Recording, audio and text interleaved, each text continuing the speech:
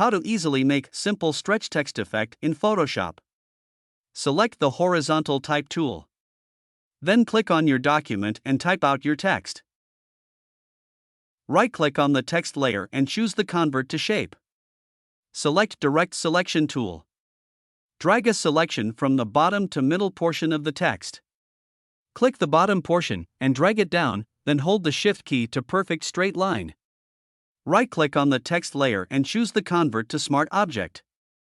Select the Move tool and position the text in the center. Go to Filter and choose the Liquify. Select the Forward Warp tool. Click once, then hold the Shift key, and click on another end. Click again, then hold the Shift key, and click on another end. When you're done, click OK. Create a new layer. Select the Brush tool.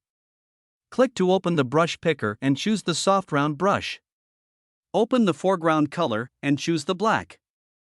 Create dab once on one end, then hold the Shift key, and dab on another end. Create a dab again, then hold the Shift key, and dab on another end. And this is the result.